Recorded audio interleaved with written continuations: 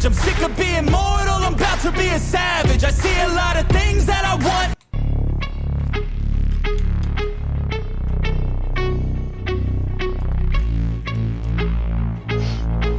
Let's go.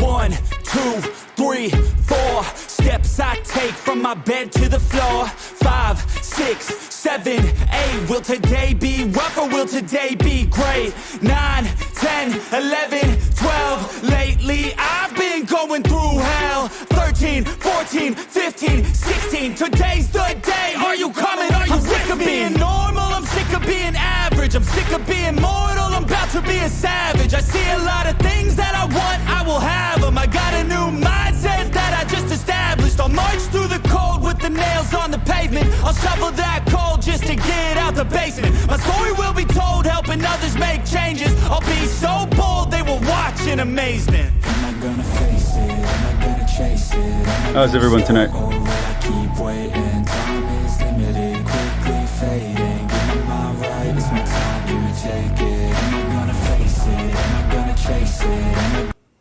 So I was looking for my old mouse pads and I can't find them. I know I had mouse pads, like, I mean, I'm freaking old. I was in the time of mouse pads. Can't find them, so I'm using something else. But hopefully there shouldn't be any of that sound of me dragging the mouse across a desk anymore.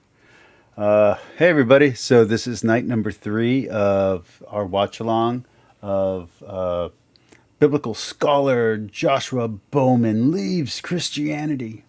So I know he has a deconstruction video or a testimony of why he left video. I'm not going to do the homework to find it. I'm going to be honest with you. Don't forget, we're not just limiting ourselves to apologetics. We are anti-apologetics. We're not just limiting ourselves to Christian apologetics on this channel or into the other stuff. Is this a Christian rap? Sure. NEFFEX is Christian now, according to B.S. Lewis. I greatly appreciate that. It's generic free rap, so I'll take free, and it's also stuff I used to listen to on my way to work when I was about 2 years ago. Okay, we're gonna finish up Joshua Bowen's video tonight, hopefully, and again, plenty of commentary. And then don't forget that we're not limiting ourselves to Christianity or atheism anymore. We're going to be covering Buddhism, Islam, Taoism, you name the belief system. I do have a menu set up on my community page, and I do have a Discord, so you guys can vote and talk about what we want to talk about next. All right, without any more delay, let's get to this. If you have any questions, my live screen is up, so I'll be able to actually see your text tonight instead of like last night where I had to like wait like 2 minutes to respond. Here we go. Woo. Let's see.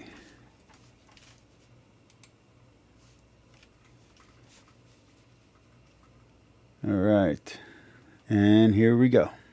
First explanation about why he's late coming home. He's already explained and she's already considered reasonable. Yeah, he's working late, so that's why he's not coming home on time. Then the perfume, right? Like that, after he explains that, the next week he could have perfume on. It's fine because he gets that lady in the cubicle. Oh my gosh, I can't stand it. Now imagine that he comes home late, he smells like perfume, and he's got lipstick on his collar all at once. It's a lot harder to get somebody to believe, yeah. Well, I had to stay late with this woman who smells a lot like perfume, and she tripped, and my mother came, and like, in other words, when it's all at once, it's a lot harder to think, yeah, that's possible, because you have to have 3 or 4 or 10, yeah, it's possible that explanations. Whereas when you get them one at a time, particularly in a controlled environment, it's easier to say, yeah, so then when it comes up again, you go, yeah, but I've already dealt with that. So to be really blunt, oh yeah, if you guys want to do Taoism next, I'd love to. I practiced that for 15 years. I'm very versed in Taoism. I would say I probably know a little bit more about Taoism than I do Christianity. Anyway, so to go back to what Joshua Bowen was just saying, I do think See, I didn't do it in a controlled environment. I just kind of did willy nilly, looking up each thing. So I think some of the people here in my chat have seen the video of my every religious and theological book I've read in the last 10 years, read or reread in the last 10 years. That video, each one of those books is a question that I had about the Bible. I want to be very clear. That's how that worked. Is that I got to a question, I went and I got a book, I read the commentary, then I went back to reading the Bible. So I got to hit each topic one by one, but it wasn't controlled. It was just willy nilly that as I came up to it. So I've often questioned about if I decide to go back to school, which I'm trying to do this year, if I can get my finances set, if I will do well in a scholarly course. I'm thinking about either a divinity degree or some kind of master's in theology or something like that. I could just finish out my philosophy stuff, but I've spent so much time these last few years on religion that I kind of should. I kind of should do the whole theology or something. I've already done. I'll only have to deal with this one. Right. That's what I think happens with people that say things to me and to you like, well, you should have tried liberal Christianity, or you should have tried like we hear this all the time, like, yeah, I don't believe in like a literal creation story or like a literal worldwide flood. I think that. But see, I don't like categorizing all non-literalists as liberal, because there is a liberal branch of Catholicism called liberation theology, and then there is a conservative branch of Catholicism called radical traditionalism. Same thing in Orthodoxy, same thing in Judaism. You have the Reformed, which is the liberal, and you have the ultra-Orthodox, which is the conservative, and then you have the center. So I'm not really sure if I like the way that he's doing this distinction. That this is like, it's describing a much smaller event or a localized event, or actually these are, the 600,000 fighting men. Actually, this is only like a small unit of men. And so when you go to a school. Now, see, I've said all the things that he just said about the Bible, and I don't know. I don't see. Let me go back and have him say that again. I think happens with people that say things to me and to you like, well, you should have tried liberal Christianity, or you should have tried like, we hear this all the time, like, yeah, I don't believe in like a literal creation story or like a literal worldwide flood. I think that this is like, it's describing a much smaller event or a localized event, or actually these are, the 600,000 fighting men. Actually, this is only like a small unit of men. And so when you go to a school that focuses on apologetic arguments, particularly a school that is really good at dealing with the ancient Near Eastern context and literature, in this controlled environment with professors that you trust, they can massage it through. They can bring this one. Okay, let's deal with why Genesis. Well, wait a minute. See, I think that's unfair, because the podcast and the online universities I was listening to were Rice and Yale, and I think New Mexico University has one. I think there's, I think California State had a program online for biblical studies. So it isn't as if a Christian mind can't comprehend these on the ground facts and that'll make them lose their faith. So I think that's somewhat unfair of Dr. Bowen on that, though I can understand why he's saying that coming from his previous perspective. This narrative looks like Atrahasis. Okay, let's just deal with that. And if you can do that, it allows you over time. Well, we've already dealt with that. Right. So then you see this all the time when somebody, you go in Clubhouse or something, or you listen to a debate and somebody says, "Well, look here, Nebuchadnezzar is not Belshazzar's father." Immediately, you can see it in their eyes if they've worked on the Book of Daniel at all. They're like, "Yeah, but you don't understand Semitic words." Well, because father can also mean grandfather, right?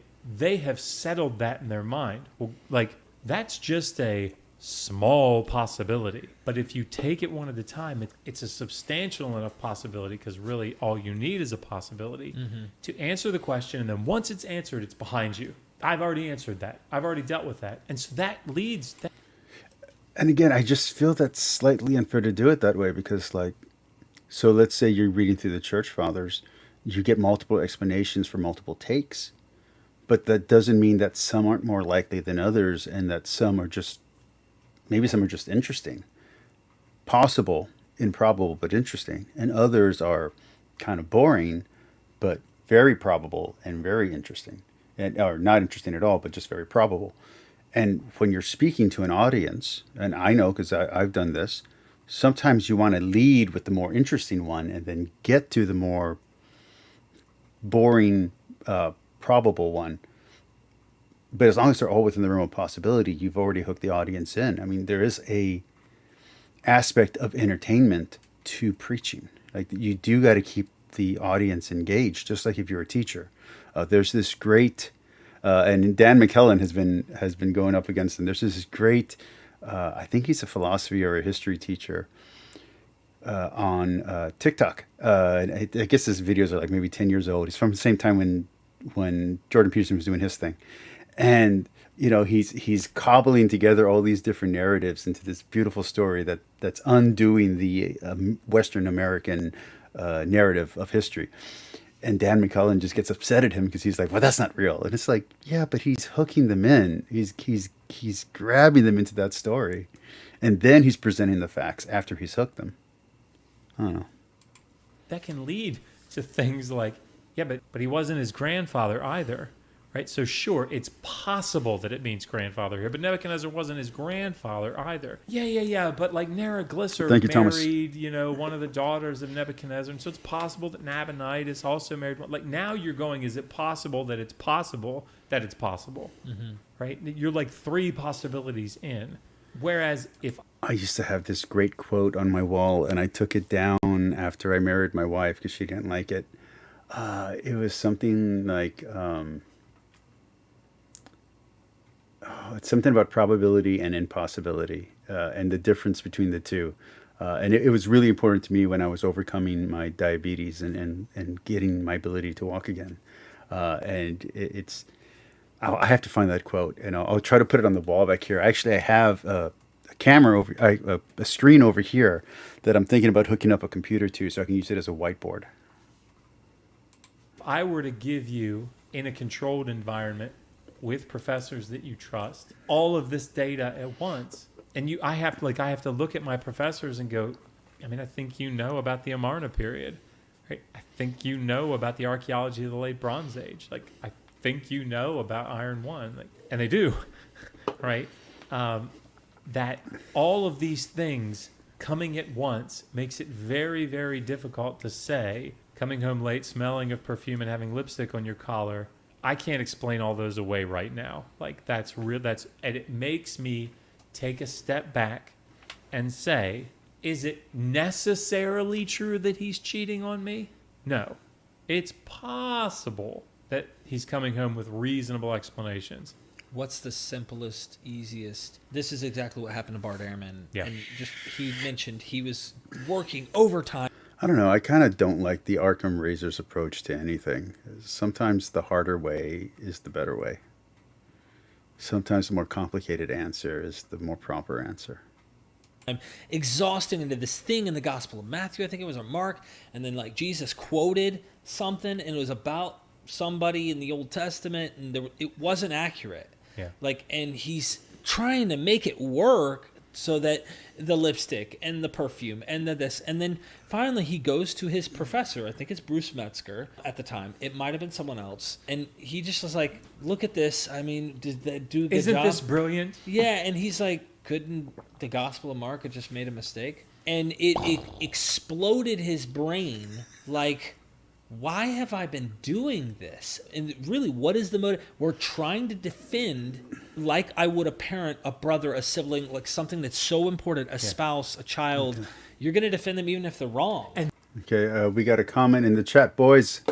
This is from Ad Astra. Awesome name, I like it. Came from the same theological background as Josh Bowen, and we both ended up as atheists.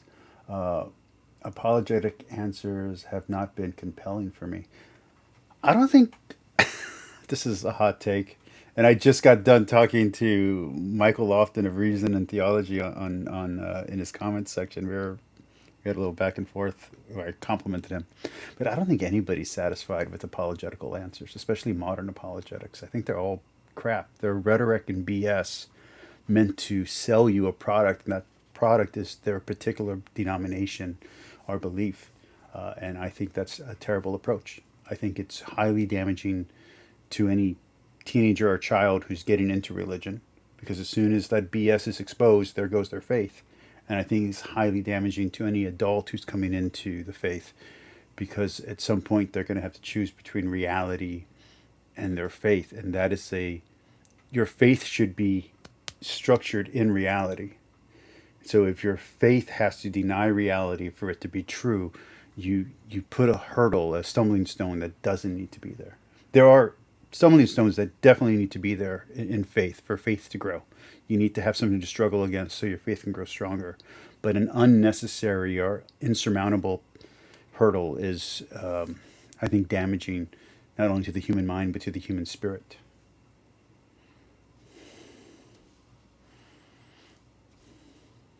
And this is the key, right? This is the key. I think that even my evangelical friends today, because at Hopkins, I had a very good evangelical friend. We're still very good friends now, but we were connected at the hip all 7 years that we were together at Hopkins. We would have these, we'd be translating Sumerian together in the library at 4 a.m. or whatever, or 5 a.m. And I'd take a break and I'd look up at him and I'd say, how do you know Jesus is real, man? How do you know that you're really saved? How do you know that Jesus was God and that God has saved you? And I had a personal experience with Jesus Christ, man. I would say, well, how do you know it wasn't Enki? How do you know it wasn't, Enlil? That was that. He said, well, I just know, right? And I think that this is sort of the point, is that when apologists come to problems in the text, they're not coming at it from a neutral standpoint. They're not, right? They're not. They're coming at it in the same way that when you watch the show Monk, Monk is this detective that, just like every other detective show, there are always these crazy, impossible murders that take place. And for all the world, it looks like the person that Monk identifies in the beginning of the episode as the murderer, there's no way he could have committed that crime. He was in outer space, for goodness sake, at the time, right? And Monk says, he did it. Because you've watched the show, you know that he's right. And so all you need in the show is the mere possibility that it could have happened. Yeah, but is that the two failures that he seems to be hinting at, which is presuppositionalism and confirmation bias? Or is that I've already found the answer here, and when I look at other places, I keep coming to that same answer. Maybe it's just the answer, which is different than confirmation bias. This is not saying that I think this is right, therefore it's right over here. It's saying that every time I look for a different answer, I just come back to the same answer because the other answers don't work. It doesn't have to be confirmation bias. It doesn't have to be presuppositionalism. Which again, I was not exposed to presuppositionalism until I started watching Christianese here on the internet. So we have a comment. Losing one's faith can be a good thing sometimes. I understand ad astra. Very nice of you, Thomas, to say that. I do think testing one's faith ends up happening in life, and I do think questions and doubts are very healthy and necessary. I don't think it's necessary to lose one's faith, but I do think one's faith needs to mature, and there is a type of death and resurrection of one's faith when one goes from kind of a literalistic understanding into a more spiritual understanding of faith and text, and you go beyond what the Bible says, because you have to. Eventually you got to realize that the Bible's a book. It's not an idol. It's not a god. So yeah. So like you'll accept he had a radio signal that he sent. A perfect example is they find this woman who's the wife of a radio disc jockey, or radio talk show host or something, is dead in her bedroom, having died from... By the way, both, I think Dr. Bowen and Kip, and there's a third guy that I can't remember. I think on one of their recent episodes, they were kind of talking past typology and the 5 ways or 7 ways method of interpretation. In the recent episode, like as in today's episode, I think of Bart Ehrman's podcast. Bart Ehrman at the end answers a question where he talks about the traditional 4 ways of interpreting the Bible. And I've been using that method almost my entire life, which is where we're not limited to the plain and simple reading, where we have these multiple interpretations. And the very lowest, and he says this in his episode, the very lowest way of interpreting is the literal interpretation. That's the lowest form, according to almost all theological opinion. The lowest form is the simple reading. That doesn't mean the simple reading can't be true, but it's just not the main method most theologians have used, or most Christians and Catholics have used throughout history. Go ask an Orthodox. Go ask Jonathan Pargro if he uses the plain and simple reading on anything in the Bible, you know? Anyway, continuing on. Propane, I guess it was propane, but some sort of gas from the fireplace. And she'd accidentally turned the knob on and forgot to light the pilot. And so all the gas just came in and she laid down and she died. At the time of the murder, or of her death, the guy is live on the air doing a radio show, like an hour on either side or something. Impossible. There's no way he could have done it. Monk says he did. So you know he did. You trust the show. Right. And so it turns out that he trained the dog every day to respond to a voice command over the radio, knowing that the radio would be on next door, and it was the next door neighbor's dog, and he trained him to go and turn the gas on, right? And so he said this command over the air during that radio show, and the dog heard it. Here's one thing you need to do before you buy anything online. So I think that does go to what I just said, is that sometimes the complicated answer is the actual answer. It doesn't mean it's the simplest answer. It just means that sometimes the complicated answer is what actually happened. Actuality comes into play. There are things in my life that can't be explained simply. And when you try to explain them as they happen, people will think you're BSing because there's too many complications. But, you know, sometimes things are just complicated. Ability was all you needed as the viewer. And that's what Christian apologetics is, because you're not coming to this saying, you know, the best explanation for this is that Av means grandfather here in Daniel, and actually Naraglisser, because Naraglisser did, that means Nabonidus must have. That's the most reasonable explanation. Right. No, you're saying, I believe that this is the inspired and inerrant word of God, and I trust God, therefore, can I find a possible explanation? That's good enough for me. So you're looking at Genesis and you see it. It's a later myth that is reworking earlier myths. You have an expertise in this, and you know that. Okay, I said those exact words, and I got crapped on by a scholar about a week ago. That's exactly my understanding of Genesis. So let's see where he goes. I love all of these examples that you've given, and I want to focus just saying Jesus, right? The New Testament talks about he rose. It says things that look really strange and fishy by the author saying Jesus said he's going to rise, all of this stuff. And you have these critical scholars who come in and go, you know, something looks fishy about these Gospels. They don't even agree with each other on several points. They do contradict on issues. You start seeing. Okay, so we have a question from a new listener. I believe this is a new YouTuber also. He barely started recently. So everybody be kind to him. He's a little new. His question is faith a good or bad way to know what is true? Faith cannot tell you what is true or false. It's a neutral way. It's trust in the information that you have. Your assumptions can be wrong. Even your perceptions can be wrong. As we have talked about before, Deconverted Man, you could be in a simulation. We could be minds or brains in space. We could be one single entity creating a reality because we've gone insane from loneliness. I mean, there's too many factors to know absolute truth in that way. It comes down to faith.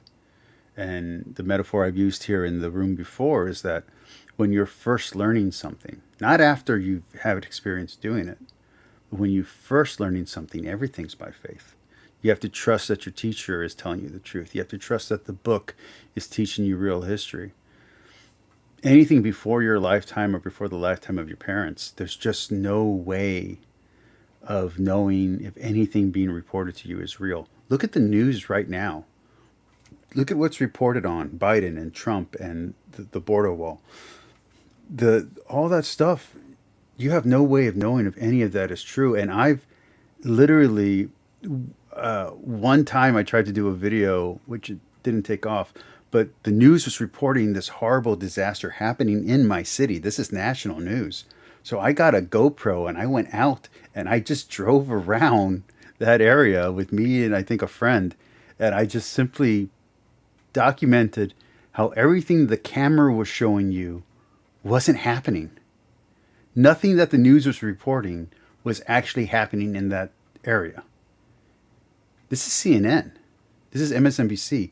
And what they were showing you was this little tiny space, and they were reinterpreting everything they were seeing in the most negative light. But if you just simply turned the camera around, you saw that nothing that they were reporting was true. Anyway. It. You don't work around it. You don't go, well, Monk said, you go, something doesn't look right. I don't have that I trust Monk conclusion. That's what the authors really want you to do. I mean, they write so that they convince you. Some of the Gospels literally say, I'm writing this so that, you will be convinced. Yeah. And I wrote an article on academia.com, my only article that I wrote on minimal doubts argument. I reversed the minimal facts argument and showed in the New Testament, my whole thing was, we should doubt. And the reason is, even the earliest eyewitness supposed people who saw the risen Jesus in some way, the 1 Corinthians 15 list, according to the Gospels, the disciples themselves doubted. And I'm not talking about before Jesus died and rose. I'm saying Matthew 28 has them on the mountain in Galilee. Jesus is risen. He supposedly appears to them in some way, visionary-wise. And it says, they all worshipped, but some doubted. They're right there with Jesus, and they doubted. You're reading a text that is thousands of years removed, not original autographs, scribal transmissions with errors, and go to any textual critic. So, I still don't know this guy's name, whoever is speaking right now. Give me his name in the chat, guys. I say this stuff in my chat and in my rooms all the time. I say this stuff in debates all the time, exactly what he's saying. So I want an apology from Gurr and from B.S. Lewis and Deconvert Man. So that's what I want. And I want pizza. And I want you guys to subscribe to a Patreon if I ever make one. And you'll see. Yeah. My point is you're going to tell me you shouldn't doubt? This is why I said in the fourth gospel that Jesus breaks the fourth wall. It's like he's saying, Thomas, you see and you touch, and that's why you believe. But blessed are you. Right. Jesus winks because you see. Blessed are you who don't see because you're not going to. And don't touch because you're not going to. But still believe. With his flowing golden locks of hair. And I just don't feel that sarcasm is either necessary or true, because I know enough people who have had enough experiences that it doesn't work that way. Okay. But I love everything you said there, and there's that trust. So when we hear they want to reverse the role, and go, oh no, you act like you're not biased. We all have them, of course. My God. But we're not approaching it as we need to trust Monk. And trust me, I see atheists out there that do the reversal. Sure, sure. Anything Monk says, I'm just not going to believe. And it's like, dude, stop. I'm a person. Wow, deconverted man, you just got called out by whoever this guy's name is. This going, what seems to be the easiest answer? The guy's cheating on you. Yeah. The lipstick. Oh, and guess what? You weren't noticing this. I went through his phone and found there's 6 numbers by females that he's met with at different locations. I checked his credit card. Guess what's also... Apologists aren't even noticing all of that stuff. They've ignored the telephone numbers on the phone, the credit card sheets. And a good example of this or comparison of this would be that let's say that you're another woman and you're telling this girlfriend, oh, he's over there cheating on you, and I've got all this evidence, and she says to you, nah, you just want to date, you just want him for yourself, right? I'm not even going to look at your evidence. I don't believe you fabricated because you have a bias, right? You want to date him yourself. I can't trust you. I hear this all the time, like a standard. I want to know what he's doing that people are saying that he's going to cheat all the time. I'm just running with this line of reasoning. Trope when I go to Clubhouse, for example, is to hear, liberal scholar. I don't know. Should I go to Clubhouse? I know that Danny and what's his name? Is it Steven? Go over there. It doesn't matter what data I present. They don't care, because if it's not coming from a conservative evangelical scholar, they just conclude that I'm the spawn of Satan and I have this axe to grind where I have to prove atheism. Let me just clue you in. I don't give a fuck. If there turns out to be a God tomorrow, hey, that's awesome. I don't care. That's not the point. We need to be able to try hard to set our biases aside and say, let's come to the data as neutrally as we can. My wife is a Christian. She's a theist, people. And I love my wife, and I think she's brilliant. And I don't think she's irrational at all for her belief. It's just she looks at the data and says, this is likely. And I look at it and go, I don't think it is likely, right? Mm-hmm. But I have no dog in this fight. So, yeah, I think... One note on that, and then I want to wrap the bow on your story, and I'm making it this very brief, is that liberal scholarship. I was conservative like you. It was in my Mythvision journey in interviewing Christopher D. Stanley and others who are experts on Paul, and showing how the New Testament is using the Old Testament, but isn't using it the way it was. They were liberal in their... Okay, but again, I got shit on this from a scholar a few days ago. One of these guys' friends for saying the exact same thing, which is the Christians are reinterpreting it through the lens of Christ, and the Bible itself is reinterpreting itself through that lens. And again, Bart Ehrman spoke about this just a few days ago, or today, I'm sorry. And then if you go back a week, Inspiring Philosophy spoke about this. And this goes to my anti-apologetic stance, and anti-apologetics doesn't just apply to Christians, man. It's also the anti-theist out there. If you're going, and I don't know if these guys are anti-theists, I'm just using a general blanket here. If you're going to attack it, but you know for a fact that this method is the method that's being used for interpretation, it doesn't matter what your counter data is. This is the method of interpretation that has been used and is being used for Christian understanding.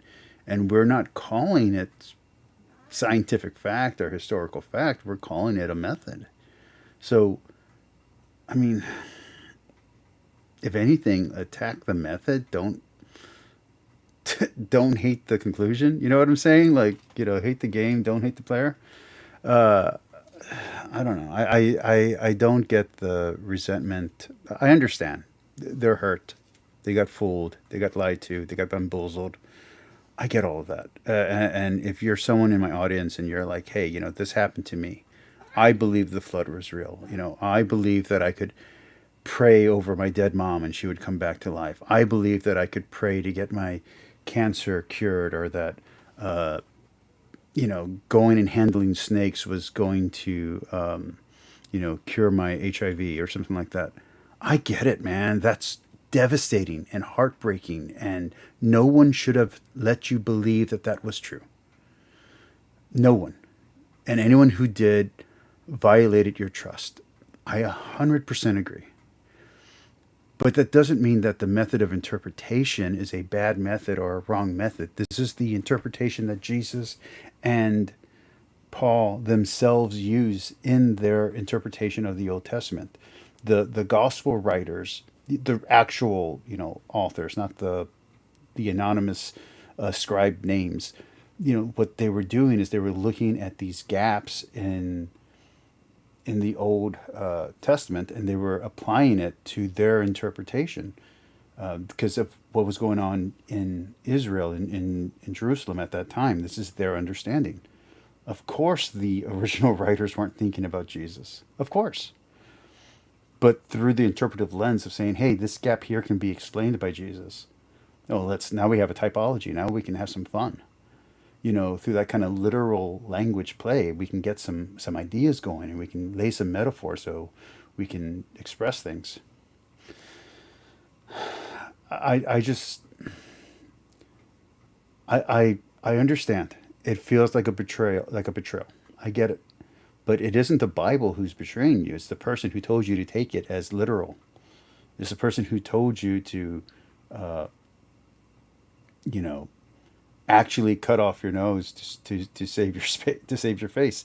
It's that person who is giving you a bad interpretation. That's the person at fault, not the Bible, and definitely not God. Especially if you don't even believe in a God. It's a weird convoluted mess, and when it's abused, and Catholics have abused it too. You have Tyler Marshall out there right now. You have Catholic Militant, which has already been shut down because of their abuses. Bonaventure, I think, abused the heck out of the Bible and destroyed a lot of good art. John Calvin and what he did, I think, to the Albigensians or something like that. Yeah, no, these texts can be abused. There's no doubt, but I don't think it's the text's fault. I think it's the person using the text. I don't blame the gun. I blame the person who pulled the trigger. Interpretation and how they wanted to mean what they wanted to use it to mean. Yeah. So they were very liberal in how they were quoting the Bible to make their points. That was a shocker to me. Even as a non-believer for at least a year and a half by then, when I first heard this, I was like, the New Testament authors were liberal. And we're over here trying to go, well, that text says, and it means what it says. And it's like, actually, no.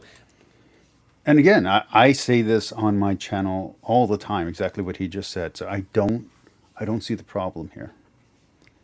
I don't see the problem with just coming to this realization and just turning over a new leaf and starting looking at the Bible, and not just the Bible, but look at all the texts. Look at the Quran. Look at the any of these books you got over here. Looking at the Iliad and the Odyssey, just looking at it with that same eye, and realizing that you're tying yourself to a belief system, and you're saying, this one is the one that I think is true. This is the one that has the best results for my life. This is the one that I think that is inspired by God, because God can be real without the Bible being true. People are all scared when they hear that, but it's just, you don't need the Bible to believe in a God. The Christian case is that we're saying not only is God real, but Jesus is God, and our scripture, our holy text is the Bible. The Bible is what's connecting us to that story.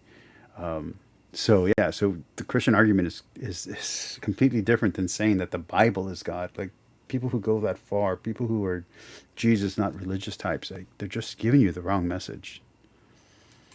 But they are. Your bubbles popped. You're asking colleagues. And so now you've written, can you show everybody these books here? Because there's more to these books than what meets the eye. I mean, obviously you can see you've got Atheist Handbook 1 and 2. You're working on 3. You've got several books on slavery, because these are pertinent topics. Yeah.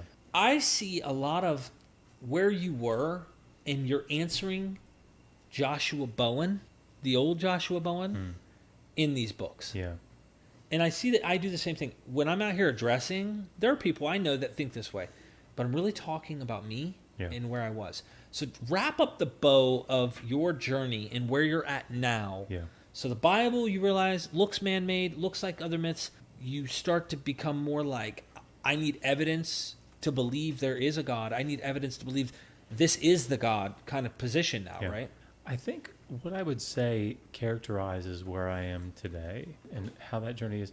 During the rest of my time at Hopkins, for the most part, it wasn't a concern. It wasn't a concern of any of the faculty. It wasn't really a concern of my own study. You know, whether the God of the Bible was true, and it wasn't relevant. We didn't have time to think about those sorts of things. It came up in discussions with my friend Caleb, but like generally speaking, it was just it didn't really come up. Where I am today, I'm not like out here being an anti-theist or something. Mm-hmm. I know that my book is called The Atheist Handbook. Yeah, I was literally about to call him out on what he's about to say, because I like his book is called The Atheist Handbook. And by the way, just a quick plug for him. If you're watching this and you're not someone who's in that circle, his book on slavery is actually really good. I read it in about 2 days, maybe 3. Most of these books take me about a month to read. I was able to read it in a few days. Give me a second. Let me grab it just to plug them.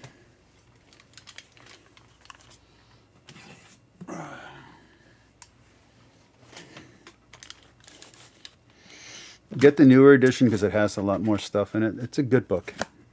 Go read it. Go buy it. It's good. It's good academia. It's very easy to read. I don't think I have a book that's easier to read than this book. Let's keep going.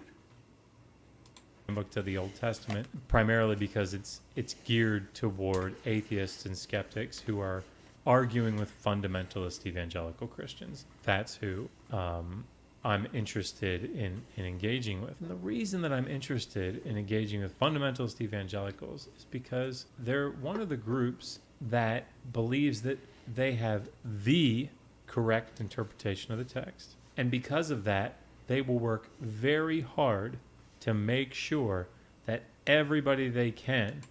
I'll answer that afterwards, Deconverted Man. Let me let Joshua finish here, and that way the audience gets a full picture of what's going on, because that conversation takes a little bit longer than I would like. You can also go watch. You can go watch, and I've answered this question for you before, so you're kind of doing a little bit of acting here. But you can go watch, or maybe you just don't remember. You can go watch the latest episode of what is it called? What is it's this guy's wife and Bart Ehrman. Misquoting Jesus? I think that's the name of the podcast. Go watch it on YouTube and just go to the question section at the end. Bart Ehrman answers that question, but I'll answer it my way in a little bit. Is held to their beliefs, right? Just today, Frank Turek tweeted something about what are the reasons, the good reasons, assuming that he assumes that they should. Why should Christians try to legislate their morality? And that's scary to me, right? Because this fundamentalist evangelical view of the text has to defend slavery, right? They either have to figure out a way to get the text to say that it doesn't talk about slavery, that it doesn't talk about genocide, that it doesn't. But see, I don't like that approach either. I don't like the idea that the Bible has to have a modern morality to it or a modern ethos to it. That doesn't even make sense. The Bible's going to condone some things that we don't condone anymore. It's going to affirm things that we don't affirm. It's going to regulate things that we don't like. Because it's not speaking just to us. It's speaking for all time. The Bible's addressed to the Jewish people for as long as the Jewish people exist. It's talking to their reality at the time that it was written and their reality going forward and what they understand of their history. So it's not speaking to deconverted man in Alabama in 2024. It's not speaking to Ramon in Texas in 2024.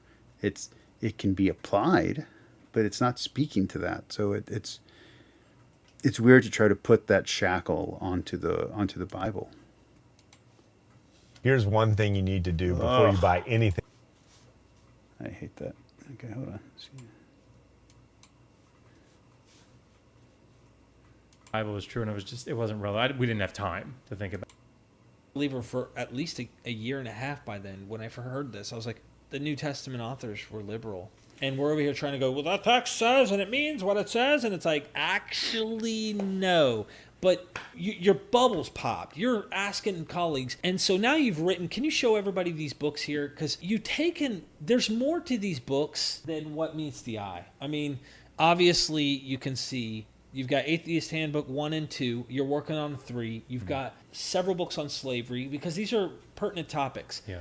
I see a lot of where you were, and you're answering Joshua Bowen, the old Joshua Bowen, in these books. Yeah. And I see that I do the same thing. When I'm out here addressing, there are people I know that think this way, but I'm really talking about me and where I was. So So I've actually said that in a few of my analysis, and some people have pushed back on that, but I do think what he just said, that was my assumption, is that it doesn't feel like they're talking to me or to even another evangelical sometimes. It feels like they're just talking to their previous self because they feel like they got duped, you know? wrap up the bow of your journey and where you're at now. Yeah. So the Bible, you realize, looks man-made, looks like other myths. You start to become more like, I need evidence to believe there is a God. I need evidence to believe this is the God kind of position now, right? I think what I would say characterizes where I am today and how that journey is. During the rest of my time at Hopkins, for the most part, it wasn't a concern. It wasn't a concern of any of the faculty. It wasn't really a concern of my own study. You know, whether the God of the Bible was true, and it wasn't relevant. We didn't have time to think about those sorts of things. It came up in discussions with my friend Caleb, but like generally speaking, it was just it didn't really come up. Where I am today, I'm not like out here being an anti-theist or something. Mm-hmm. I know that my book is called The Atheist Handbook to the Old Testament, primarily because it's geared toward atheists and skeptics who are arguing with fundamentalist evangelical Christians. That's who I'm interested in engaging with. And the reason that I'm interested in engaging with fundamentalist evangelicals is because they're one of the groups that believes that they have the correct interpretation of the text. And because of that, they will work very hard to make sure that everybody they can is held to their beliefs, right?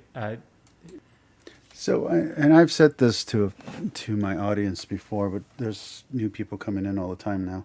So I read all of this before I ever read the Bible. I read the Egyptian Book of the Dead. I read the Iliad, the Odyssey, Hesiod, not so much the I Ching, but the Art of War, Manuel Musashi, the Rig Vega, the Bhagavad Gita, the Buddhist sayings, the Tibetan Book of the Dead, and other stuff like that, the Mesopotamian myths. I read all of that long before I ever got to the Bible. I read the Quran before I ever read the Bible. And then I reread the Quran after reading the Bible, and I was like, oh. I read all of this text, including some hyper religious yogic, Vedic yogic texts, long before I got to the Bible. So I already got those other perspectives, and the only perspective that held even that could even come near to what the Bible was offering was the Tao Te Ching. There was just no other book that came close to the Bible's immensity, the Bible's accuracy, the Bible's truthfulness. The way that the Bible reflected my life and my lived experiences and the results that I had from living in certain different ways and from seeing other people in my life live certain ways. The Bible was just the most true. So that's how I approached it. So I came from a very different perspective than what Bowen went through, and I know I said that I think 2 videos ago, but that video had terrible audio quality. So anyway, yeah, Just today, Frank Turek tweeted something about why should, what are the reasons, the good reasons, assuming that, like, he assumes that they should. Why should and that's also why some of my connections that you hear me make might not sound like they're Western connections or American connections, because they're not. I read a lot of Eastern philosophy and a lot of Eastern religion before I ever finished the Bible. So the connections that I'm making are influenced by a lifetime of, well, not a lifetime, but 15 years of Taoism and 10 years before that of heavy philosophy. So I didn't come to the Bible till way late. Like I said, the first few times I tried to read it, I just couldn't do it. It was too nonsensical. I needed those references to be able to understand the Bible. should Christians try to legislate their morality? And that's scary to me, right? Because this fundamentalist evangelical view of the text has to defend slavery, right? They either have to figure out a way to get the text to say that it doesn't talk about slavery, that it doesn't talk about genocide, that it doesn't talk about rape, it doesn't talk about sexual slavery, but like it has to go into all these things because they're taking this view of the text that says this is the inspired, inerrant word of God in its originals, and we have reliable copies here, and this is God's word, and what he says is true, and therefore we... And just for clarification, again, I'm Catholic, and Catholics say the same thing, but we just mean something very, very different when we're using those words than what the evangelical fundamentalist means when they're using those same words. We just mean very different things. We're using the same words to say something very different. I think the disconnect starts happening in either the Westminster Confession or in the Augsburg Confession, actually, I would say. In the Augsburg Confession itself is where you start to see a differentiation in the understanding of terms. should love the sinner and hate the sin, but homosexuality is awful and we need to outlaw it, and we need to make sure that trans people don't have rights, and we need to make sure that this is the approach that I think needs to change. And I think what Dr. Bowen right there is addressing is not only true, but it's true across apologetics. I think Trent Horn is going to become very irrelevant in the future if he continues on the way that he's going. He's introducing way too much evangelical and Protestant ideology, not theology, ideology, into Catholic apologetics. And I know that there's rad trads who agree with him. I know that he thinks I don't know that he thinks, but I'm assuming that he thinks he's throwing red meat to the rad trads by going this route, but he's not. He's falling into the same trap that evangelical apologists have fallen into, where the facts are no longer relevant and you're now in fantasy land. If you want to see a really awesome example of this, watch Trent Horn go up against Redeem Zoomer, and Redeem Zoomer just knocks his clock off, man. He puts Trent Horn through the mud because Redeem Zoomer has read all this stuff. I mean, he's actually read it, like what I'm doing. He's actually read it. He doesn't have the degree, but he's read the material. And actually reading the material, it doesn't need to be in the original language. Actually reading the material is a great defense for when someone tries to bullshit you. Because interpretations, there's nothing wrong with people having different interpretations of ancient texts.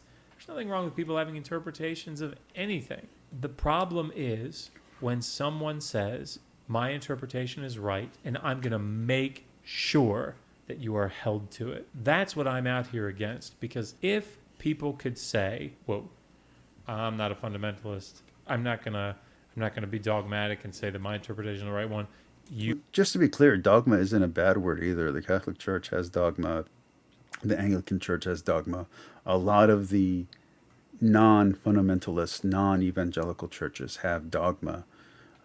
It's the misuse and abuse of so-called dogma that I would think is the real problem here. Not every Christian is a creedal Christian. So if you're talking about evangelical fundamentalists who don't even ascribe to certain creeds, calling it dogma what they're acting on is almost a misnomer, almost, because it's not actually written down. It's not actually a belief system that their group has agreed upon. It's sort of an ideology, a demon that has overtaken them and has influenced them to concentrate on hate instead of love. That's, that happened in the Crusades. That happened with Arianism. That's happened throughout church history, where the hate of something overcomes the love of something, the love of something greater. And so I think that I don't think you should call it dogma, because while you might want to say dogmatic belief, it's not dogma that they're referencing. They're using a non-written down interpretation that has kind of entered their zeitgeist through their oral preaching. It's hate preaching. You And it's have infectious. your interpretive model, and that works for you. I have mine, that works for us. We're going to focus on humanitarian. We're going to focus on being good humanists. We're going to focus on working for the betterment of society based on what benefits people, and have those ethical discussions from that perspective, not saying this 2300-year-old book says X, therefore that's what we have to do. That's what I'm out here trying to do, is bring people into that more liberal Christian. Okay, so let's sum up and let's answer some of Deconverted Man's questions. He put a lot in there, but I'm going to just concentrate on the main one. So he talked about method. So there's 5, it's called the 5 ways, and it goes down like this. So there's 2 main methods, spiritual and literal. Literal is considered the lowest method of an interpretation or understanding. It's where everyone has to start off. Because that's just how things are. You just have to take it in for the first time. I always tell anyone who wants to read the Bible all the way front to back. Take a copy that you can actually understand. Make sure it's a translation and not a paraphrase. And just read it straight through. But don't act on any of it. Don't. Just read it straight through, front to end. Then go back and pick your interpretive method. Go get a study Bible with a bias. If you're Catholic, go get a Catholic study Bible. If you're Lutheran, go get a Lutheran study Bible. If you're a Baptist, get a Baptist study Bible. Get this CSB. If you're Calvinist, go get the ESV study Bible, the Crossway version. Go get the Bible interpretation that's going to be through the lens that you can understand. And just now you're going to start interpreting, okay? If you're secular, I recommend the Oxford 5th edition ecumenical study Bible as a stuff to look at. But once you're there, okay, now you have 4 more methods to get through. You have let me see if I still got it right. The liturgical, crap. See if I can remember it. Liturgical. I think historical is also literal, but it's liturgical, spiritual, liturgical, allegorical. There we go. Liturgical, allegorical,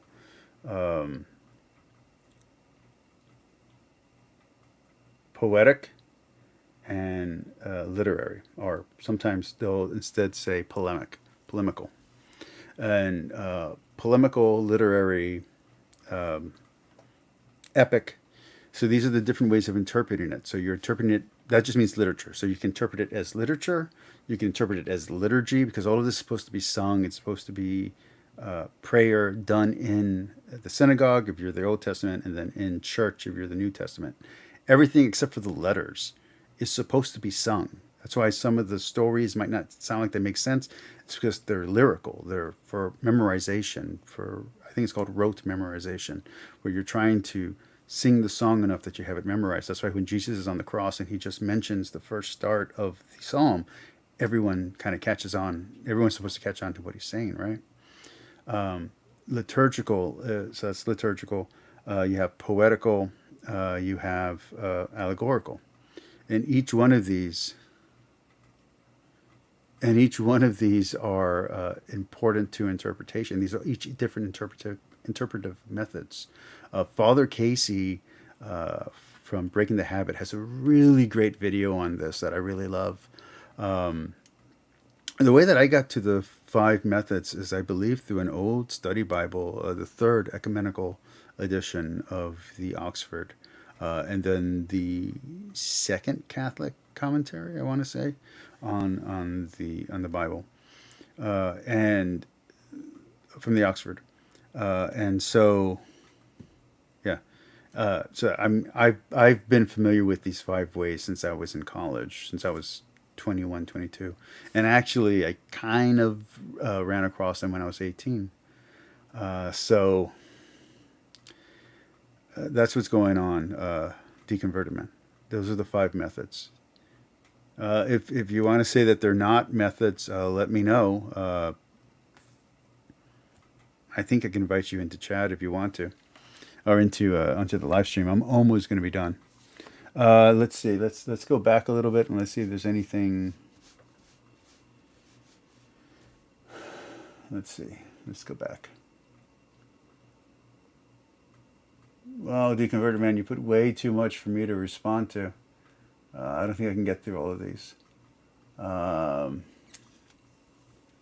go through a few. I'm going to have to start putting super chats or something in here so I can highlight stuff.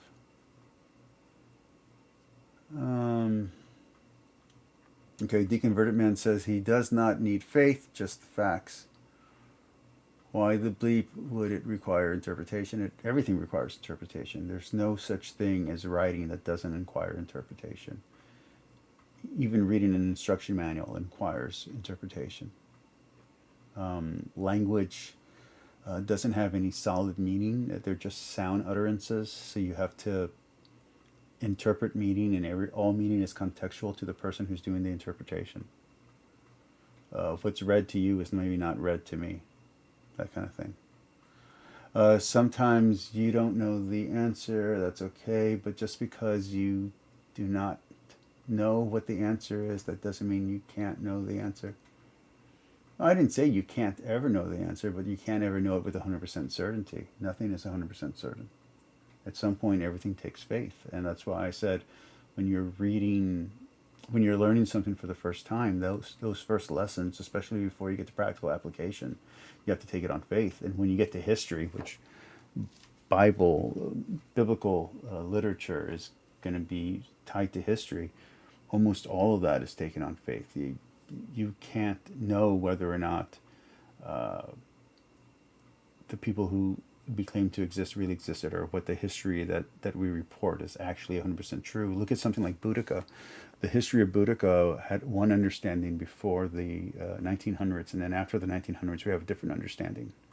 So the interpretation and history around Boudica has changed in the last 30 years. Let's see. There's no question there, no question there. Let me see. Given that humans can lie and do, then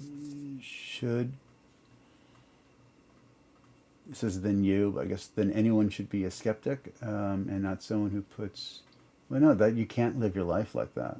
You just can't. You have to put faith in something, even if it's secular scholarship. You have to put your faith in something. If you don't believe in something, you'll fall for anything.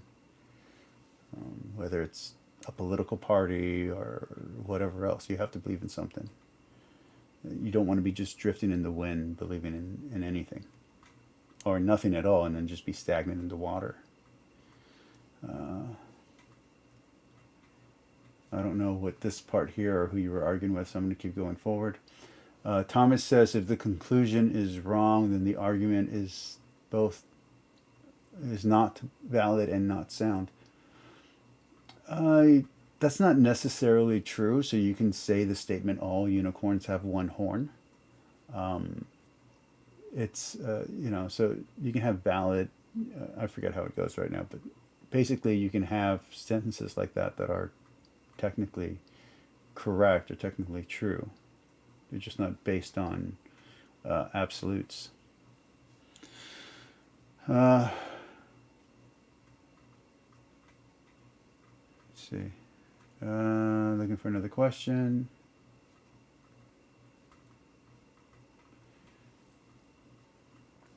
Okay, Ad Astra, who I really liked your comments so far, says biblical interpretation is a high stakes game. If there is any truth contained in it, it is all too messy to give me any confidence of the truth claims. Yeah, I do think that is one of the high risks in biblical interpretation, but it's the same risk with historical interpretation or any other interpretation. I mean, let's go back to reading Julius Caesar. A lot of the stuff that you're reading might not have actually happened. It might just be propaganda that he was writing to Rome to make him look like he was the hero, when in actuality he might have just gotten his butt kicked and maybe even couldn't have crossed north. So yeah, so it's a risk with anything.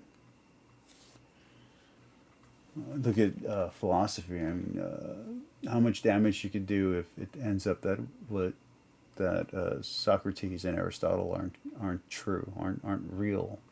You can just do a lot of damage to the world.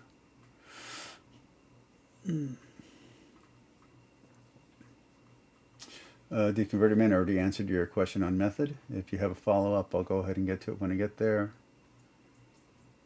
How do you decide between what is literal and what is not? Well, me and you have talked about this before. There are clear signs in literature, in any literature, about what's literal or not.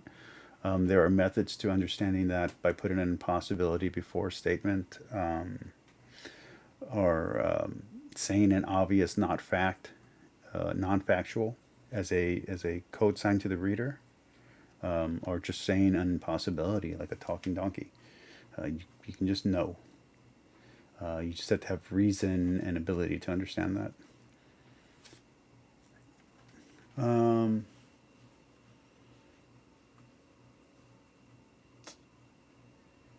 you make sense out of? I don't know what this sentence is, deconverted man. If you want to rewrite that or clean that up, it says Vita Jesus somehow. I don't know if you can clear that up for me. Even though we don't know who Jesus is, since the Bible itself is in question, the Bible isn't in question. It's a historical resource. It just doesn't mean that it's an accurate resource. A fact doesn't mean that. So there's and I think me and you have talked about this before. Fact doesn't mean true or false. It just means something that can be true or false. If it can be falsified or given a truth claim. If it's not a fact, then it's just in the ether. The Bible itself can be verified or unverified on different aspects, but the Bible is not a single book. It's multiple books written by multiple authors, and some of them are some of the books themselves are compilations of 2 or 3 different books put together. Ad Astra, thank you for asking another question. Where is the absolute perfect moral standard in that? Where is the absolute perfect moral standard? I'm guessing in the Bible. It would be the ethics you pull out of it, out of reading the whole thing together. It's like reading the Mort the Author, or reading the Tao Te Ching. You pull the ethics out of the book. The Bible itself is not giving you examples of moral people. They're giving you examples of lives that were lived, or stories of people's lives that are lived, and you're supposed to pull the moral out of it. You're not supposed to use them as an example. So when someone in the Bible does something immoral, it's because it's immoral.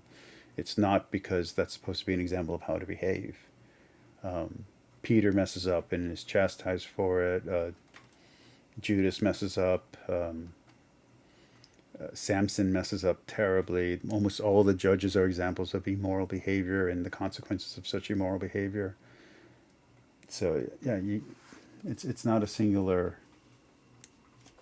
It's not a singular literal event that's telling you how to live. It's not an exemplar.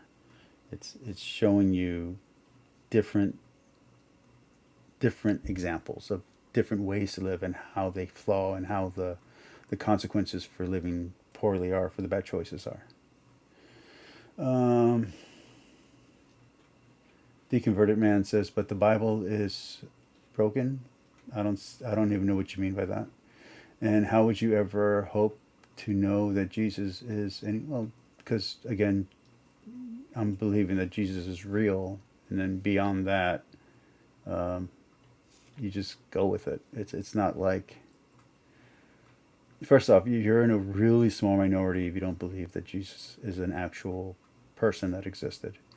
We can pretty much all agree that Jesus was a preacher who was crucified and died. It's the claim that he was resurrected. That's where where faith comes in. Faith meaning trust that the source of your reading is true. And then there's more faith beyond that with Jesus' message. The Bible is, well, again, you believing that the Bible is 100% man-made doesn't mean that Christians don't believe that it's not 100% God-made. The question is how much play is there between inspiration and human limitation, and that just isn't true for the Bible. That's true for almost any good historical writing, especially when it's trying to claim that it is true. Any book that is true, that claims itself to be true, there is a limitation for the author, and their inspiration is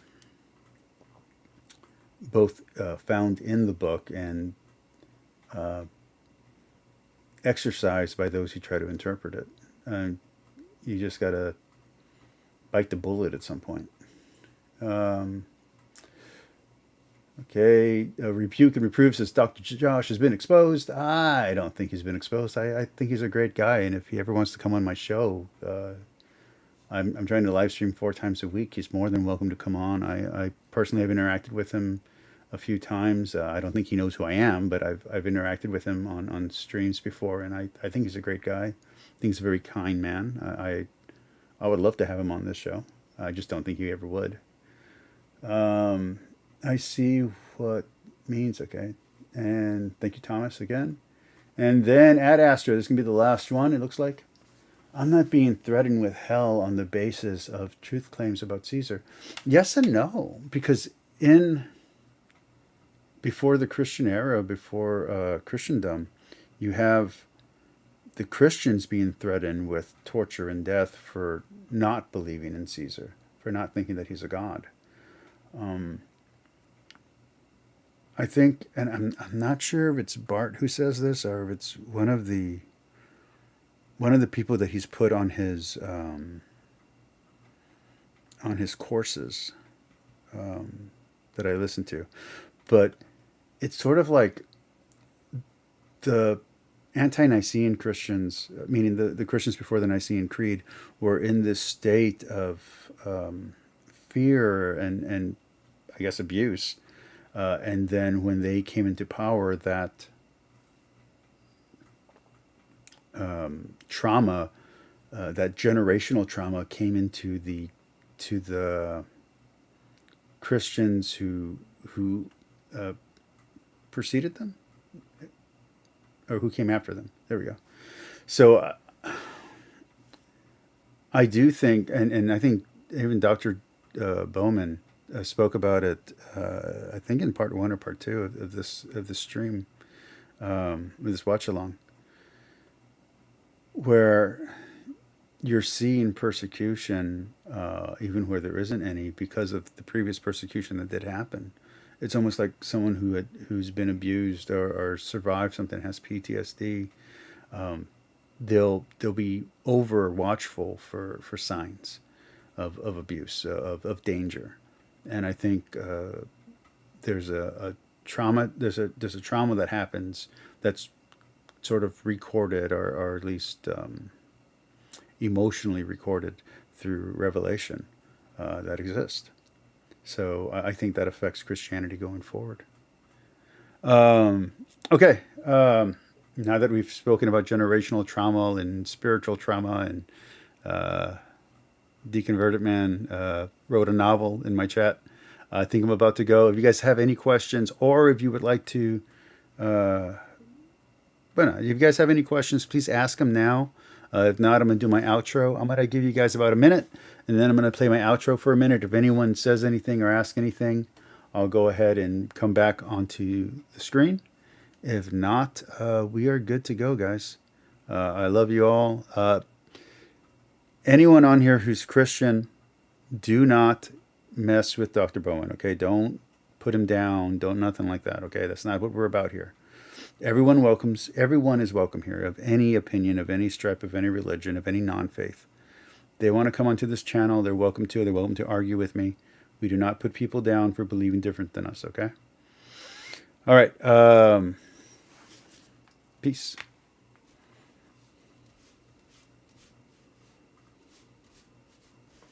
Do-do-do-do-do-do.